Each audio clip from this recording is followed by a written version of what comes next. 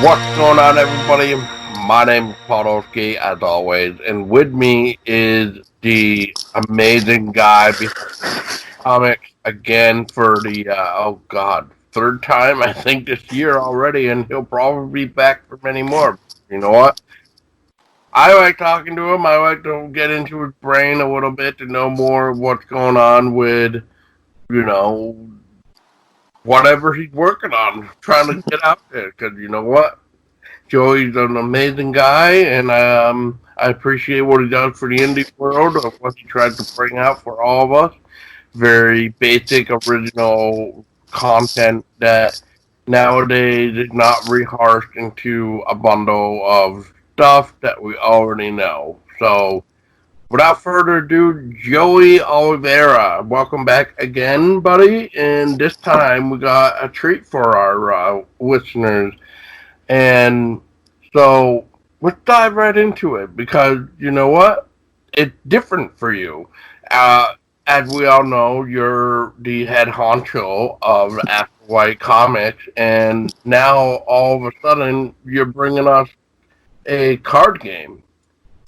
Hi, Paul. Yeah, thanks for having me on. Yeah, that's what we're bringing out next. Clash of the Cryptids. It's called. It's a 32 card deck with 32 illustrated cryptids, and it's kind of like in the theme of Top Trumps, where each cryptid is rated by all these different traits, and those traits are like fear factor, strength, stealth, deadliness, mythos.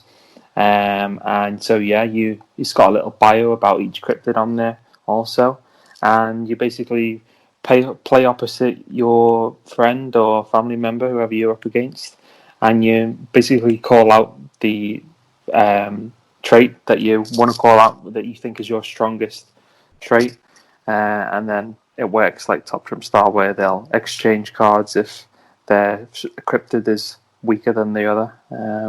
And it finishes by whoever has all the cards by the end of the game. So it's been a really interesting venture into this, developing a card game and all the design and putting it all together. It's been really fun. Now, you just mentioned all the cards, so is it in a same way of like do you know what I mean by the card game called War? I don't know. Basically, like War is you go through all the cards, but as two people play it, they flip over their card, and whoever's card is higher than the other person, they take it. Yeah. So if you're not familiar with Top Trumps, basically the other player goes up against yourself, and they read out the category from their card. They don't reveal their card because it would show the traits. So I could say fear factor of the Wendigo, and that'd be like something 80, and they could have like the Mothman, and their fear factor could be 70. So then your card beats their card then. So now you acquire the Mothman, and that goes into your deck, and then you flip your card, and then it's your next card, and then you call out again against your opponent what you think that strongest trait is again. Yeah, that makes more sense. Yeah, yeah, yeah. Because I'm not real familiar with that card game, unfortunately. So that might be a overseas thing, maybe. I'm not sure, but kind of like how you didn't recognize War. It's pretty fast game, which I'm assuming this is like a fast game, possible. Yeah. It could go on for 10 minutes. It could go on for 30 minutes. It all depends on who you're going to call. Because if two cards share the same value, then you both have to put your card each in the middle, and then you have to call another trait off the next card, and then it like doubles up. Then so you then take their cards and all the cards in the middle if you want your value was highest in that next round.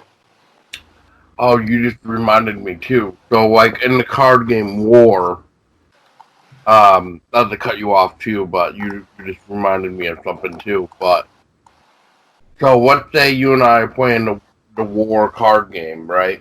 You you pull out an ace and I pull out an ace, okay? So now we're doing the war. So now we gotta lay down 3 cards face forward. Or I mean the back of the card facing us, and then we gotta draw out one more card. Mm. And if that one, and then whoever has the highest one there gets all the cards there. Right. It's like snap. It's like a snap. Putting all your cards in the middle. Hmm. You get the same value. You take it home. Yeah. Yeah. It might help me. I look up the game you're talking about too, so Yeah. that way I can be more, be more ready for it as well. It's easily picked up. You pick it up in like a minute or 2 minutes. You know what's going on. It's you could play it, sat down in your living room, or you could play it while you're on the train, or when you're traveling in the back of the car on a long journey. It's dead simple, and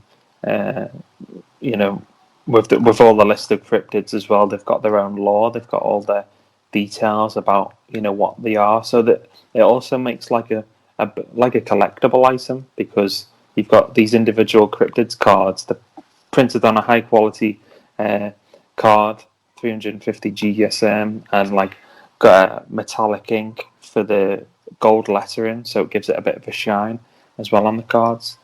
So I really want it to be like a premium. You feel like you're getting a lot for your money. Yeah, because a lot of research has gone into, when I was whittling down the cryptids, because it was going to be a 32 card deck. Who am I going to get? And it included a lot of extensive research and reading up on, the backgrounds and like the mythos of each of them. And really seeing who's the most interesting, obscure, not the ones that people think about the most. So yeah, and the illustrator Gianna Junk, who did the individual illustrations of each of the cryptids, have just done a brilliant job. So detailed, and it's all drawn, hand drawn, traditional style, paper and ink. So you really get that fine detail and texture to each of the illustrations. Oh wow, very nice, very very nicely done then. And is that sort of like the basic origin of the deck? How do you mean? Sorry. Oh, as in how I put it together. Right. Yeah. So, it originally started from the 2 previous comics I published of Afterlight Comics, which was obviously the folk tales of the cryptids people might have heard of, volume 1 and 2. So that spurred me on into like this mythology and cryptid world, as you could call it. So actually, for 8 of the cryptids that are seen in the books, our folk tales of the cryptids are in the deck. So if you've read folk tales, you'll know that there's the Mothman, the Wendigo, the Chupacabra, Loveland Frogman, Jenny Greenteeth, Puckawudgie, Momo Man. So they're in the deck. If you've read the books, they've got their own cards, and we've got some more common ones that people might have heard, like Loch Ness Monster, Baba Yaga, Indrid Cold, Mongolian Deathworm, Beast of Bray Road, Popo Bawa and Ratman. So that's a good few of them. As you can tell, probably by these names, they do sound obscure, and once you see the images to accompany them, it's just like wow, that's so that where did this come from, kind of thing. Like this creature you've never seen or heard of before. Right. Well, it It's like sounds fascinating. I'm just curious too. How did you come up with the, as you kind of put it, as like fear factor and the other type of traits that the cryptid have? So how did you determine each one numbers, I guess I should say. Yeah. So I had a big Microsoft Excel sheet with like a load of data in it. Had the fear factor, strength, and all those tallied across, and I had all the cryptids in there. And it was literally really looking at top five, bottom five, based on the as I say the research that I was doing on them, what kind of things they get up to, are they friendly? So it'd be low on deadliness if they're not non offensive, and then mythos would be quite low if there wasn't much background or there wasn't many stories on them. So things like the Wendigo and Loch Ness are going to be high in mythos, whereas things like the some of the more obscure ones, like the Ratman in the UK, that's not very well known, so you'd have lower mythos on that. But then you'd have it. He'd be high on stealth because he can hide in the shadows. He's quite small. He can a body morph into a rat as well. So you have all those things. They might be weak in other aspects, but they're strong in others. So it's a good balanced card game. Not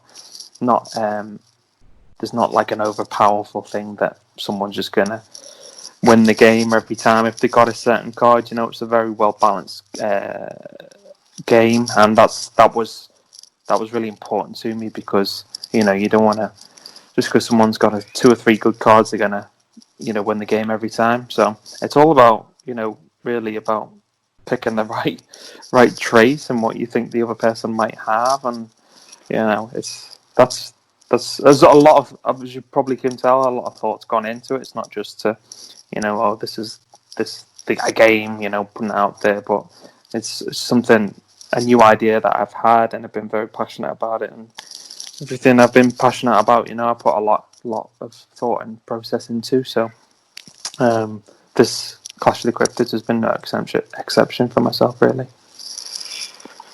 Oh wow, yeah. It's always good, man, to finally see your stuff come to life, especially like when you've been working on it for a long time. Which I'm assuming was definitely one of those ideas in the back of your head for so long that it's like, well, is it time? Is it not time? And I bet you it kind of took a little bit because I'm assuming you had to play test it, make sure everything looked right, beautiful, creepy, however you want to look at it. Basically, find the right company for the job. And so, I guess one other thing I'm curious about too is can so when one plays, is it like you shuffle the cards and then you kind of go 1, 1, 2, 2, 3, 3? You know what I mean? And then the other question I kind of have to this is, can more than two people play at the same time, or just specifically for two players? So it's actually 2 to 4 player card game. So Uh-huh. you can divide. So you got 32 cryptic cards, and you divide it by 3 or 4. For 2 or 4 players, and you'd have less cards each, but you could soon rack them up to be the winner. So you'd shuffle them like a normal deck, and one and one one. Just each card, each person, take turns in giving the cards to the dealer out and back again. But yeah, you can have a few players. Yeah. Sweet, sweet. So the more the merrier. Nice, very cool. Good family night game then, for sure.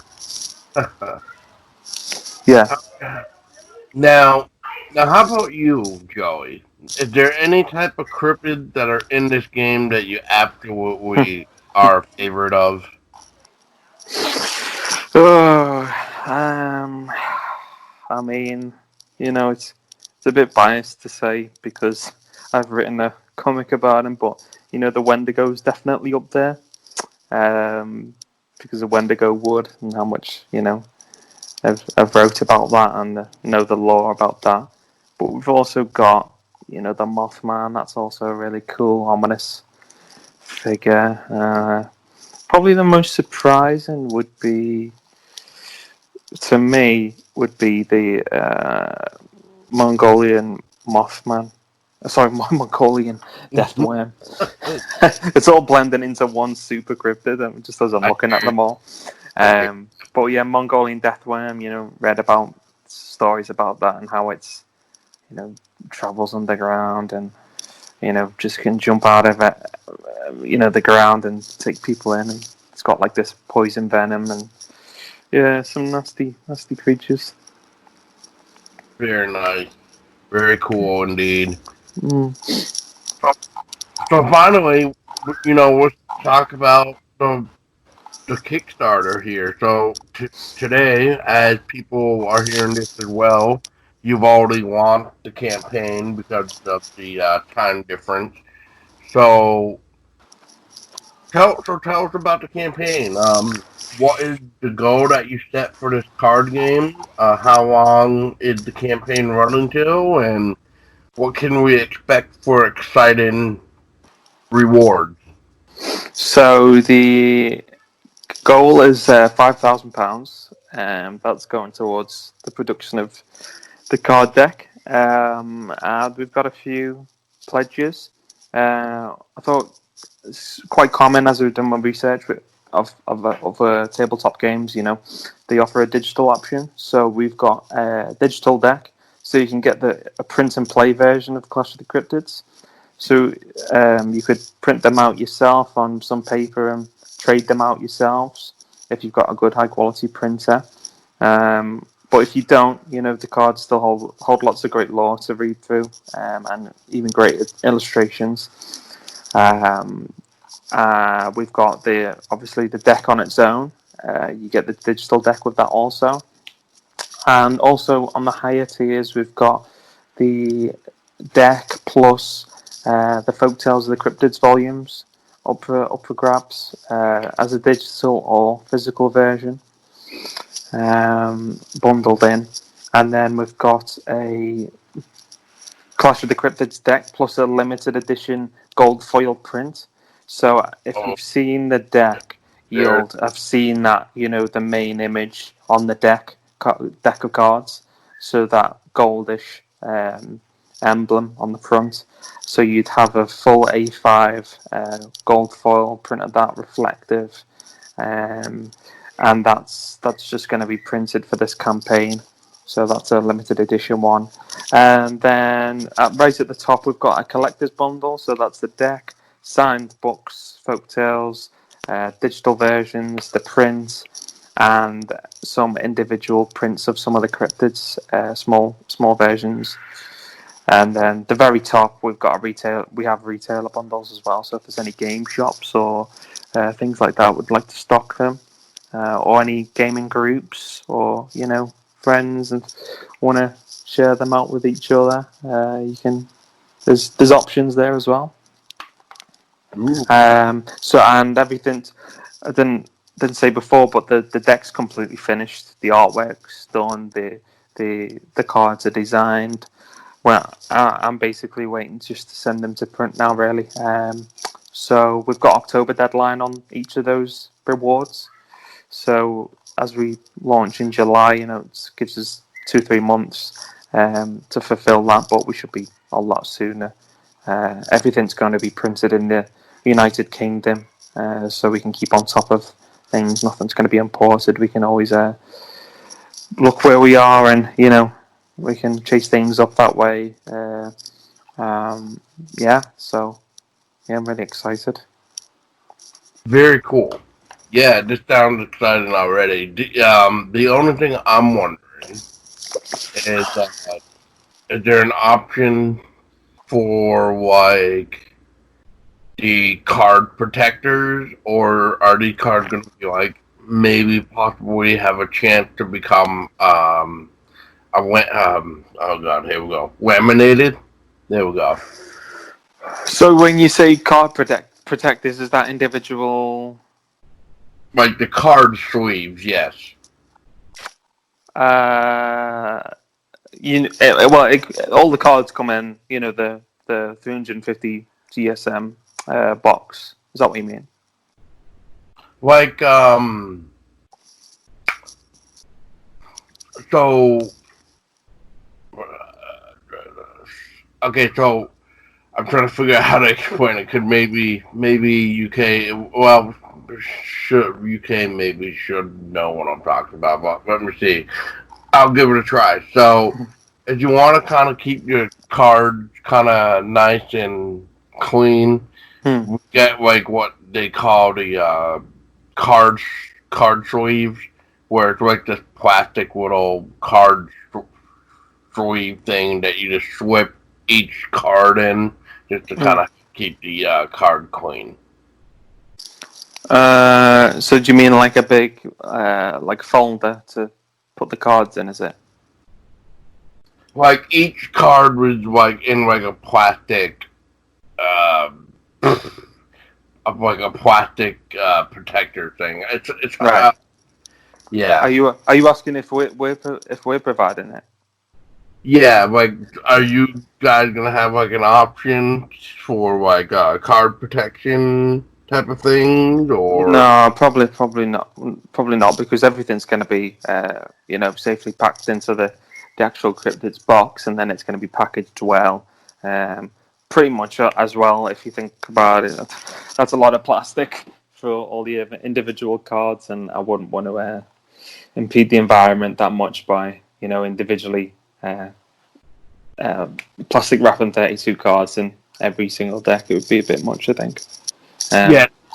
I'm assuming that you wanted to get your Oh own. yeah, because they're the standard. I think they're the standard. The top trumps dimensions, which is like Magic the Gathering dimensions. So probably every standard card folder. If you did want to buy one, you could definitely slot them in. Also, if it does go successful, we would like to do maybe an expansion pack in the future. So you could add to your deck, and so you could have an even bigger deck, even bigger games, more people. But I'm getting way ahead of myself, and let's see how we do with this one first. No, yeah. I mean, that's fine. Well, it's good to see that you're already planning for like I don't want to say sequel, but yeah, and then like an expansion deck. That's nice to keep the cards going alive and stuff. It's not like a one shot deal where it's like, oh yay, and then you play it after a while. It's just like, well, the same cards. I cannot guarantee you what's going to get pulled at some point. Yeah, it definitely freshen it up. After you've played it a few times, it'd be fun. Exactly. Well, all right, Joey. I think that covers it, really. I can't think of anything else for this quick little talk with you about Clash of the Cryptids, the 4-player game now. I've only seen a little bit about it just by, what I've read and stuff. But from what I've always seen, you've always led the 2-player game. So, interesting about the 4-player deck. I don't think people will be disappointed, though, especially if they love your volumes of the Cryptid and stuff like that. And I mean, it may not be volume 3 of Folk Tales of the Cryptid, but this is a big start for you guys. And, maybe pretty soon you might have to start getting a different name for yourself. Yeah. Yeah. Because now you guys are also offering T-shirts. And what was the other thing I just saw? I think it was just T-shirts. Something else too, I thought, but maybe not. I don't know. So anyway, yeah, I wish you the best on this as well. And thank you very much. Thank you for coming back on to talk a little bit about this. It sounds interesting. Hopefully, those listening find it interesting. And yeah, everything, people who are listening, all the links will be down in the episode description below. I will drop the campaign in, so check it out for yourself. And Joey will always be there for people. He has not let any campaign down, and he got a fan base that will basically tell you that he's always on time. And if there was ever a time it was delayed, it would have to be because of the COVID incident, and that's it. Because he would have no control over the company of whoever printed and shipping all that stuff. This will be your third Kickstarter during the pandemic now. So you know what? The previous two now have been fulfilled, and people have got their things, books, and all that good stuff. So it might take a little longer, but they do get there, and that's within 3 months. That's 2 Kickstarters done and sent out. As I say, as soon as this Kickstarter finishes, we'll be able to go straight to print and start packing things up and start shipping it out. Really, we're all as set as can be. Very cool. And hey, that's a nice little addition to bring out to your guys' con next year. Yeah, that'll be nice. You can play with people on the con floor. Yeah, too right. Now you guys won't be bored. Oh! All right, man. Well, once again, thank you so much. And yeah, for everything else that's going on, just to kind of remind people, so what is left for 2020 for you after the Clash of the Cryptids? So after Clash of the Cryptids, we've got Birth of the Goatman, sequel to Rise of the Goatman. That's 50% complete now. We're looking at wrapping that up at the end of the Cryptids campaign. So we'll be soon to launch after that. And then Wendigo Wood 4, the final issue in that series. And then hopefully just to fit in at the end of the year, the final issue of Stay Awake 4. Very cool. You're just trying to knock anything out of the park to basically finish it. Yeah. 2020 has got to be the year to finish everything, despite what's in all our pathways. Well, for you guys, it's been a pretty successful year, so hopefully that keeps going. So hopefully, fingers crossed that people will start getting a little bit smarter of what's going on. So hopefully we don't end up being back at square one again, like some places are already at as this gets released to. So yeah. Anyway, guys, thanks for listening, Joey. Like I said, as always, it's a pleasure to talk with you. I can't wait to talk with you again about Birth of Goatman and probably chew your head off a little bit more about that, but it's all right. It's all good. All right. Well, any final words for the listeners? Oh, just thank you very much for having me on, Paul. It's always a pleasure. And just for everyone to stay safe and look out for each other out there. And there you have it, folks. Just make sure you check out the campaign today, Clash of the Cryptid, and back it while you can, especially if you want that limited edition deck that is only for the Kickstarter campaign. And just have fun with it, and then when you get it in your hand, start messing around playing, and you'll be a cryptid mastermind in no time. And until next time, I'm Paul Dolsky, and we want you to stay scary.